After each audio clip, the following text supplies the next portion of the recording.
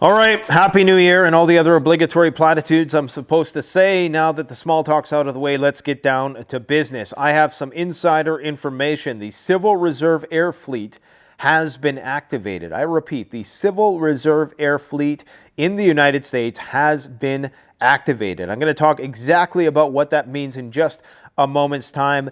Basically, when you have a logistical emergency of an international scope and scale, this is when you activate that. And we're going to talk about what exactly it means and the other details that they provided me about the situation. We also have to talk, of course, about the war in Yemen that has finally become formalized and codified in the mainstream media. We also have to talk, of course, about how this is going to affect the broader war, because we're about to kick a hornet's nest. It's about to go parabolic. The price of oil is likely going to skyrocket. Misc has suspended operations in the Red Sea once again. The Iranian Navy is mobilizing, and shit is just hitting the fan all around. We're expecting a joint statement from the U.S. and its naval coalition in the Red Sea any moment now to decide exactly how they are going to respond. It appears as though they are preparing a military strike against the Houthis, and when they do that, the shit is going to hit the fan. The shit has already hit the fan in light of what's happened in the last 24 hours with 3 gunboats and 10 Houthi deaths. The Houthis have already declared war. No matter what posture we take from this point forward, we have China's Xi on the eve of New Year's saying that reunification with Taiwan is inevitable. This, of course, on the eve of the elections in Taiwan. January is going to be an incredibly interesting month where a lot of our fate is going to be determined. According to Russian media, they are putting the blame on the Belgorod terrorist attacks on Vladimir Zelensky, claiming that these were authorized by his main intelligence head, Budanov. And that would put the blame square on the Ukrainians for that attack. And this is why New Year's has been canceled in Russia. There's a very large police presence in every major city across North America as they are expecting, if not terrorist attacks, just a lot of protest activity, people advocating for humanitarian reasons for the Gaza crises. Okay, now, with respect to the Civil Air Fleet situation, basically what the Civil Reserve Air Fleet is it's when selected aircraft from U.S. airlines are contractually committed to the military and indisposed to the military for brief periods of time when there's an emergency, and this is to augment Department of Defense airlift requirements in emergencies when the need for airlift exceeds the capability of military aircraft. Okay, so the commander, U.S. Transportation Command, with the approval of the Secretary of Defense, so you know this is top down, right, is the activation authority of all 3 stages of the Civil Reserve Air Fleet during a crisis.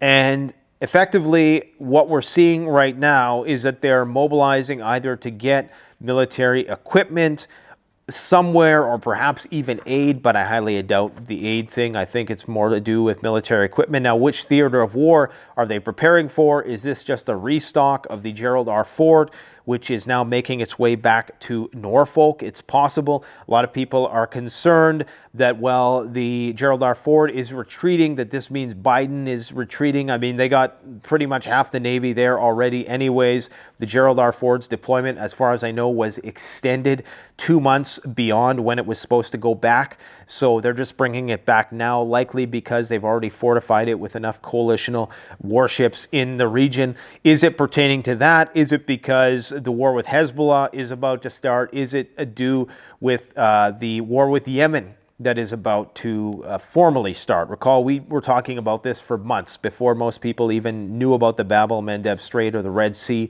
I've been talking about this, and it's not easy to predict these things, guys. So here's what's going to happen from this point forward. Actually, just to give you a little bit of context, if you're not familiar what's happened in the last 24 hours, basically, the Houthis tried to attack a ship or board a ship. I'm not sure exactly what they're up to. Anyways, these ships, these 3 gunboats, were taken out by U.S. helicopters. Okay, so this is a massive escalation because this is the first time that the Houthis have come under attack by the Americans. There was that other time when I think there were airstrikes within Yemen, but they were unconfirmed, and I don't think that CENTCOM actually took responsibility for that, but I could be mistaken. But this is clear-cut explicit one-on-one engagement between the U.S. military and the Houthis, resulting in 10 deaths. So they've basically all but declared full all-out war. I mean, they've already effectively declared war. And as I've said on many occasions on this channel, you seldom ever hear any group declare war on each other anymore. You use more euphemistic political speak. So Maersk, the world's largest shipping company, has once again suspended their activities. Remember, they were being escorted by the U.S. Navy. So even though the U.S. Navy came to their rescue, the risk is just too high. So they're going to suspend it for 48 hours once again, which tells you that the Americans are likely planning something within this next 48 hours. But I can't see the situation calming down after that. I can only see it getting massively worse. A senior Houthi official has already left for emergency talks in Tehran. What the result of that is going to be the coordination of activities. Apparently, the Iranian Navy is becoming more mobilized in the Red Sea region. They're sending another ship to join their flotilla of ships there, as well as I recently reported there are 33,000 strong fishing vessel militias that get commandeered in times of full-blown war mobilization within Iran that they have at their disposal as well. And this is going to be, I think, one of the first wars in the Middle East where you're going to be seeing the deployment of more drones, naval drones, and things of that nature that we never had before. Okay, so it's going to make the asymmetrical military landscape a lot more complicated. So what we're hearing now, before I talk about my predictions for how this is going to play out, we're going to see a joint statement by the U.S. and UK, as well as other coalitional forces, expected any moment now. In fact, it could already have been released during the time of uploading and making this video. Final preparations for a large-scale military operation against the Houthi terrorist group in Yemen. Now, this is beyond a terrorist group, I would say. This is a very sizable military. It's a very well-regimented military, but there's also a very large guerrilla-style asymmetrical component to it, which makes it's like the Taliban, but with ICBMs, okay? And more advanced technology that, of course, they're getting from the Iranians. The operation will likely include hundreds of missiles and airstrikes in western Yemen and the Red Sea. Now, as soon as they do this, actually, let me just finish this and then I'll give you my prognostications. The UK is preparing military options to stop the Houthi attacks in the Red Sea. Possible joint, as I already said, airstrikes. RAF Typhoon jets and HMS Diamonds may also be involved. This could just be an ultimatum, a final warning to the Houthis. But now that the Americans have killed 10 Houthis, I mean, it's on. The honey badgers are going to go buck wild. They just do not care. The goal is going to be to degrade their anti-ship capabilities, which this, of course, poses a lot of challenges because a lot of their capabilities are located underground, just like Hezbollah and Hamas. This subterranean combat, man, almost makes wars completely unwinnable this day and age. The priority targets are going to be coastal radar sites, weapon storage facilities, as well as missile and drone launch sites. Now, as soon as they go after the Houthis in this manner, I do believe that in spite of the fact that they've tried to create some calm with the Saudis, I think that the Saudi Arabian oil fields are under risk. The critical infrastructure there is at risk. And the U.S. military bases throughout the Middle East that the Houthis have threatened to attack are also at risk. And as soon as you attack those military bases, the U.S. military is going to respond and intensify their counterattacks on the other militia groups within the region. That's going to activate all the other militia groups from Iraq to Syria. Then, of course, you still have the situation developing on the Lebanese border in which you have 250,000 Israelis who've already evacuated the north. So this is a hornet's nest that's about to get kicked, okay? And this is going to kick off 2024 with a bang. I mean, if the markets just remain the same after that, you know it's all a farce. Because there is no way in hell you can disrupt this shipping bottleneck corridor as well as potentially imperil the world's oil supply without the markets reacting. And the rational thing would be for the price of oil to skyrocket and for the markets to effectively tank, because this is going to put a big drag on the supply chain. I mean, I'm not a macroeconomist, so maybe there is some unintended effect that might lead to, prices going up or something. But, and of course, shipping prices are going to go up. So I guess if you're a shipping company, your stock value might increase marginally. But I'm not sure exactly how it's going to play out in the markets, but I cannot see a situation, a rational situation, in which we see a war and the markets just remain stable. Unless the Fed, that's when they reverse gear in order to, address the emergency crisis. And maybe that's what we're going to see. We're going to see a COVID-like return to quantitative easing because there's a massive crisis. And that, of course, this could actually pump up the dollar a little bit because of the global uncertainty. But we'll see if that global uncertainty that typically happens and the flocking to the global reserve currency that typically is accompanying a global crisis, if that's not there anymore, that's when you know that the dollar is effectively dead and we're on the way down. All right. So that's what I think is going to happen. I think this we've been talking about this for months, and I think everything that we're saying is going to play out. Eventually, Iran will be drawn into the conflict. In the thick of this conflagration, we're going to see attempted airstrikes on Iranian nuclear facilities, but the Iranians are dug in so deep.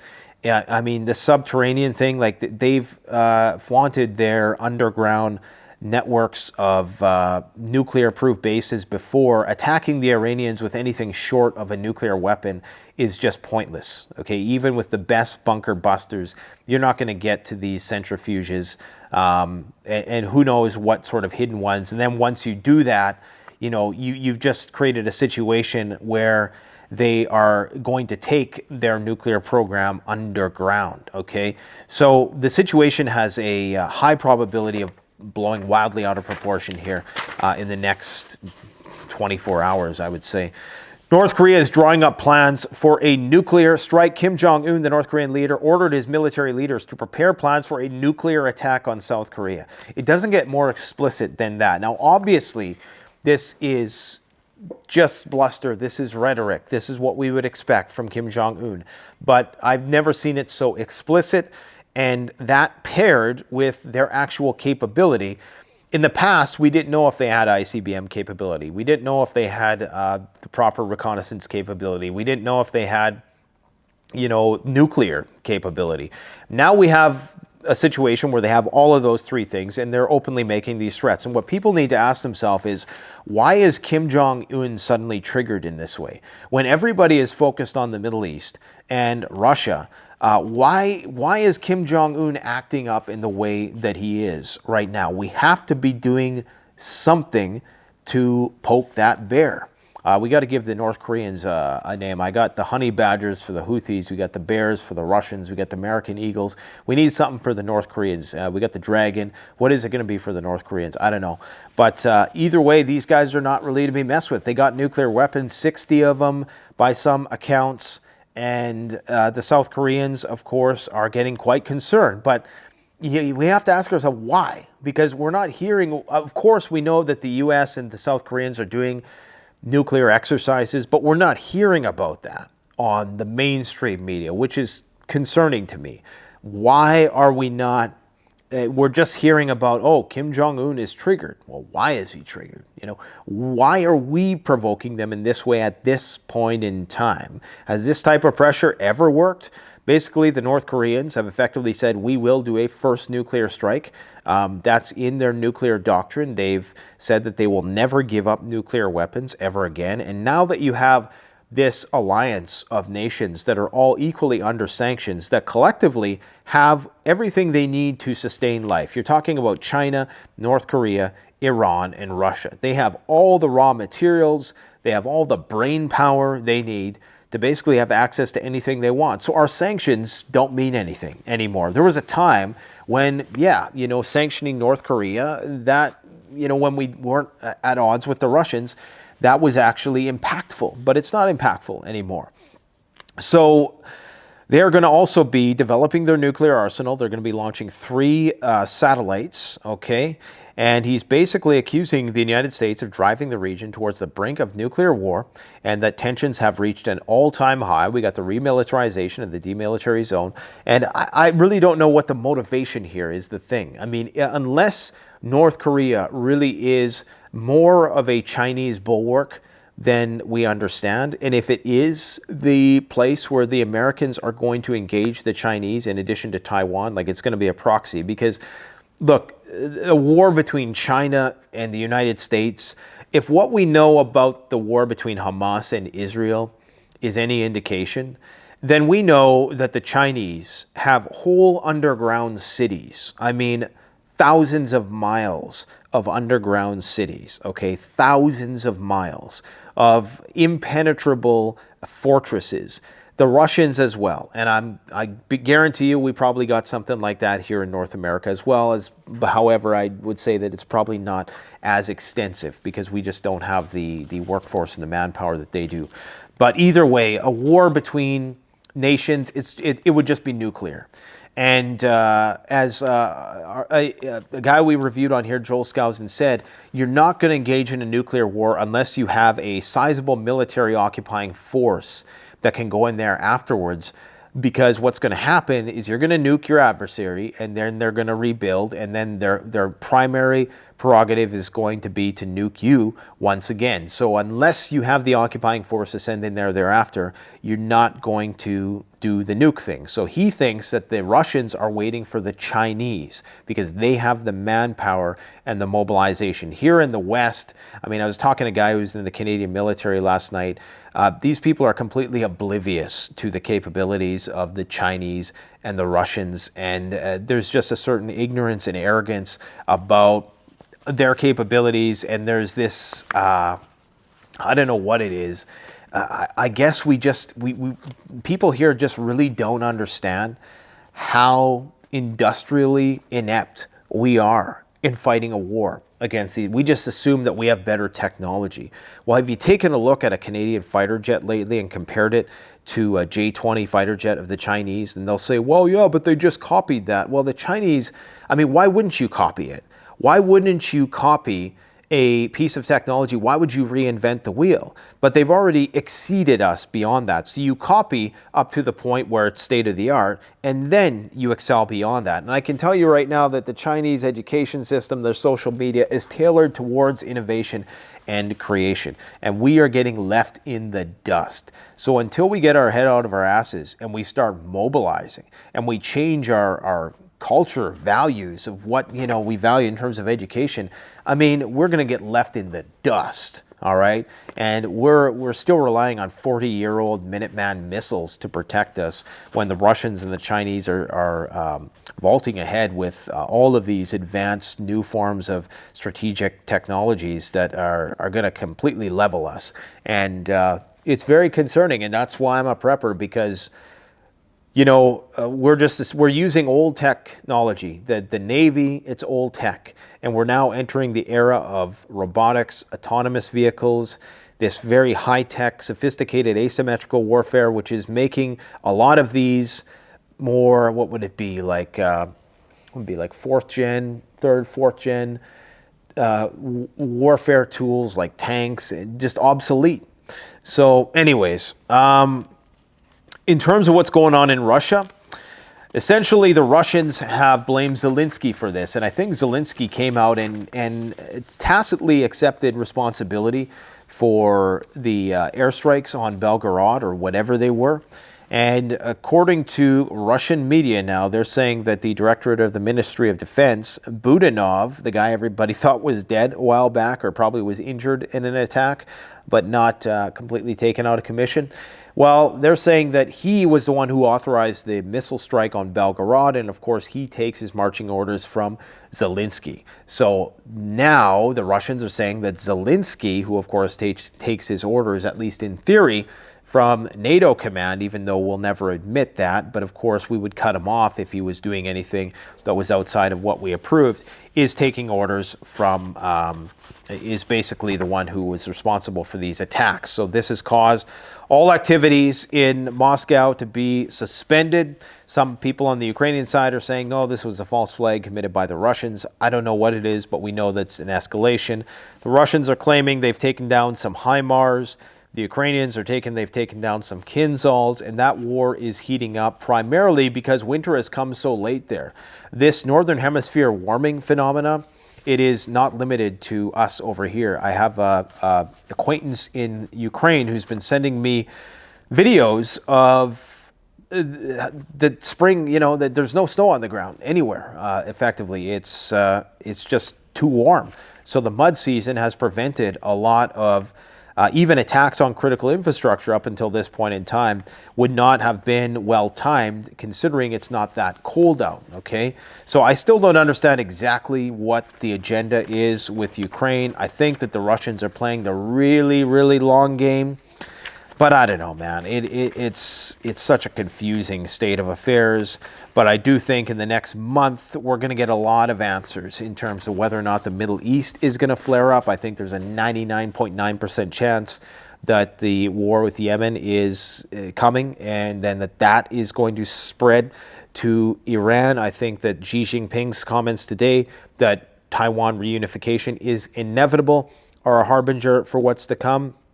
If the Taiwanese elect another pro-Western leader, then of course that is likely going to compel the Chinese to take action sooner than later. This North Korean situation is going to flare up. The situation in Russia and Ukraine is going to continue to flare up. And now the Venezuelans are getting ready to go to war with the British Navy and the American Navy there. So everything on every front is just not looking good. And what concerns me most about 2024, of course, there's the prospect of a civil war and civil unrest. Of course, tonight, I think they're concerned about protests, pro-Palestinian protests, and this is going to drive another divisive wedge between left and right. And what concerns me is that we will see a massive cyber attack, internet blackout scenario. And it's not even the blackout that concerns me most anymore. It's not that the lights are going to go out indefinitely per se.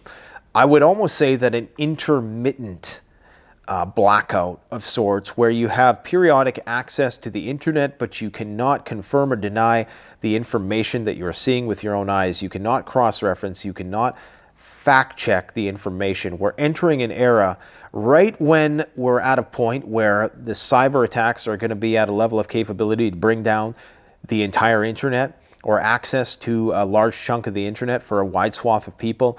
You're seeing the convergence of AI-related tools, deepfake technology, which is going to present itself under these conditions. And so you're not going to be able to discern what's what. So just like the movie Leave the World Behind, which we talk about a lot on this channel, but we were talking about these cyber attack things long before that. But I think one of the critical things that brought to the forefront of the conversation was that you're going to have this confusion because you're not going to know whether the information you're receiving is verifiable or not, is real. And that could lead to all kinds of social unrest and chaos. And if there ever was a card to play before an impending financial collapse, it would be the cyber attack one. If you want to cause a big reset in the economy, a great way to do it, which is not as obvious of a false flag, is a cyber attack, okay? And this is maybe how they get us onto the CBDCs, which are definitely coming down the pike. We're talking about mainstream media now saying that gold prices are about to go through the roof. And what they're really saying is that the US dollar is going to crash next year, because relative to the dollar it's measured in, of course, gold is going to go up in price. So all I can say, my friends, is keep on prepping, because I think this is going to be the year. 2024 is going to be the year of the prepper. Coming off of 2020, 2021, and 2022, you would think to yourself, man, what could he possibly mean? I think that this is going to be the year.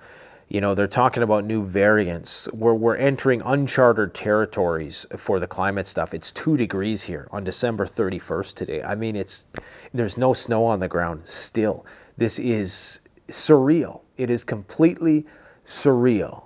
And as I've stated before, you're going to have the confluence of climate, conflict, contagion, cyber attack, and commerce, and whatever other C word you can imagine, all converging at once.